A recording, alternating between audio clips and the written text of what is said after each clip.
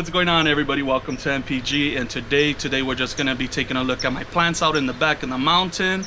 It's just a general update of what's going on over here at MPG. And as you guys are gonna see, the clover cover crop is flourishing, and it looks amazing of just how full and green and full of life these containers are, these smart pot containers.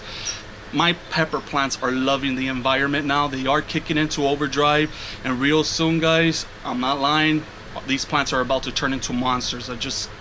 Everybody that's growing and you guys are wondering why aren't they growing, just be patient, guys, because these pepper plants, when the right environment and the right temps and humidity, these plants are going to flourish. They're just going to kick into overdrive, and it's going to be hard to control them.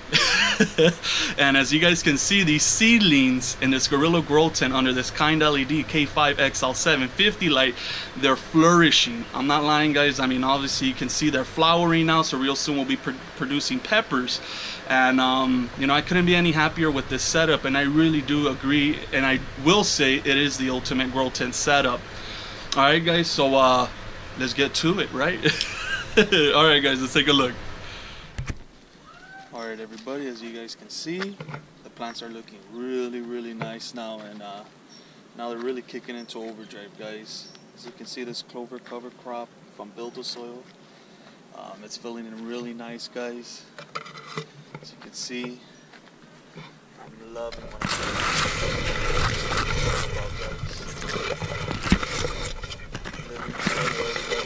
at its finest. So yeah, guys, as you can see, what's gonna happen now is that I'm gonna chop it down halfway, all this cover crop, provide a nice mulch layer for my for the plants, for the soil, and also for the worms to start feasting on more organic matter and break it down and make more nutrients available for my plants. I don't want it to get too tall. I don't want this cover crop to get out of control, but I don't want to say out of control. I mean, it's gonna look nice, but the purpose of it is just to provide more food for my worms, provide a nice mulch layer for the soil, and a nice breeding ground for all the beneficial insects that are in my soil. And a lot of these plants, I believe the Sluggo is working now that I inoculated onto the containers inside. I don't see any munching on the leaves anymore, and I think we are pretty solid now, everybody. Everything's just growing really nice now, and I'm really happy for that, just to see that I'm not having any more slug problems. So more likely a bunch of these slugs probably got inside the container of the walls of these smart pots and would only come out. So I would only apply the Sluggo around the perimeter, which is probably a good barrier, but it was already probably too late because they were probably inside the containers. But other than that, everything's looking nice, green, and real soon here I'll be chopping all this down halfway. And again, guys, it will flourish again. It will grow back. As you can see, this 7-pot bubblegum cross plant of mine, I chopped it down halfway, and look, it grew back again. And as you can see, look at that. Purple flowers, everybody. I mean, it's just a nice combo, color combo over here. As you can see, this plant is flourishing. We got tons of flowers, you know, blooming already and everything. So she's coming back really nice. I'm really happy to see all of that. My chocolate bootla's looking really nice as well. An empty container just with the clover cover crop, but I will be throwing plants in that. And as you can see, those 2 Carolina Reapers that we threw in a 10-gallon smart pot, check it out, everybody. They're blowing up really nice, and they're flourishing. You know, like I said, they're kicking into overdrive now. And it's looking good, everybody. Alright, everybody, so here are the crosses on mine. Some 7-pot bubblegum cross with the Carolina Reapers, and then I have a 7-pot bubblegum cross with the BTR.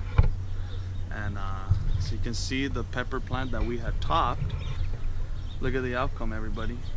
She's bursting out everywhere now. We got a ton of new growth over here, and over here all I did was, you know, I just topped off other little branches that were coming out here, so just to promote more lower branch growth.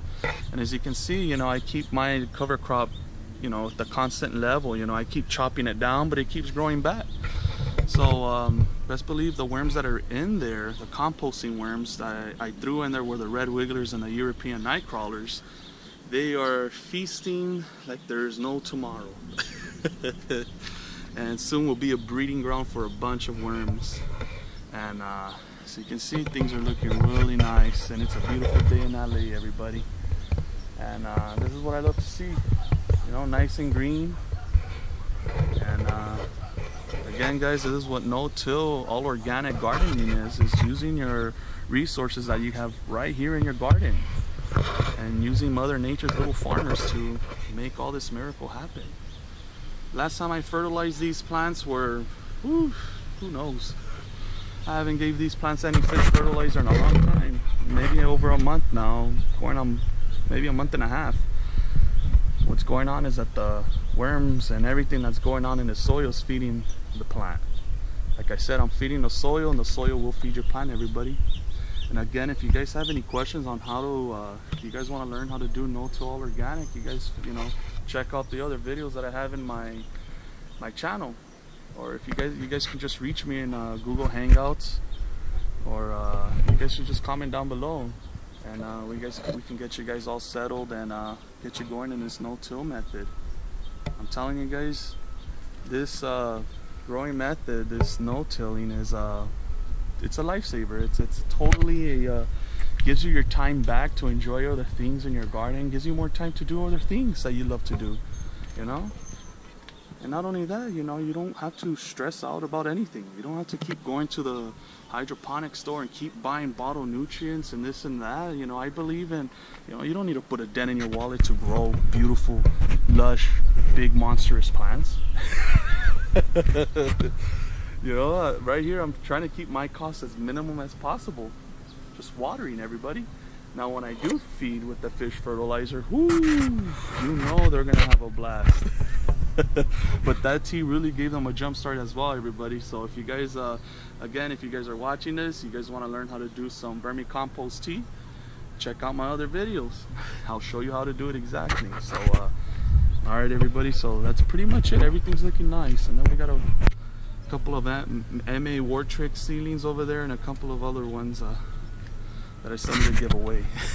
But other than that, all right, everybody, as you all can see, my plants are looking fantastic. They're lush and green, and that's what I like to see, you know, just to have a self-sustainable garden, you know, just letting that soil work for you. All those little Mother Nature's little farmers, those little composting worms, they're just making magic. And as you can see, my plants are flourishing, you know, they're benefiting from everything that I've been doing to my soil. And that's what I'm trying to teach each and one of you, how to feed the soil. So when you feed the soil is going to feed your plant. And that's key, guys. I mean, you guys get back time in your day, you know, to do whatever else you guys have to do, instead of working on those bottle nutrients and shaking it all up, mixing 3 parts, 4 parts, whatever it is, and then checking the pH. You know, none of that. I don't do any of that, guys. I just water. I just go back there and water. And when I want to fertilize, or when I just want to feed them tea, that's on my terms, whenever I want, you know, whenever I feel like it. Other than that, you know, that soil is full of life and full of nutrients, and that's what it's all about, guys. No-till organic gardening. And that's what I'm trying to teach each and one of you, just knowing how to have a self-sustainable garden. Let it take care, let the soil and the plants take care of themselves. You know, let Mother Nature do her thing. That's it, period. And as you guys can see, these plants in this Gorilla Grow tent under this kind LED, everything's just looking nice. Everything is flourishing. And these plants keep getting bigger and bigger in those little 4-inch pots that I put them in. I don't even know what to do. I gotta find more people so I can actually give them out and just have them plant it, and just share the happiness, you know, just share all of this that I'm doing. And I'm happy to do that with each and one of you guys that are tuning into my channel. And thank you for tuning into my channel and to keep supporting me on my journey. Alright, guys, so you guys don't forget to check the description of this video. There's a bunch of links to all the fertilizers and products that I'm using in over here at Nunez Pepper Garden. So check that out, and don't forget to check out Smart Pots, Down to Earth, Method 7, Gorilla Grow Tent, and Kind LED. Again, guys, if you guys have any questions, just leave a comment down below. If not, reach me on Google Hangouts, and that's it. We could start chatting. We could start exchanging information. If you guys, like I said, if you guys need help, I'll help you out, no problem. And alright everybody, please like the video, please share this video, and please subscribe to my channel. Alright guys, you guys have a good day and a good weekend. Alright, take care.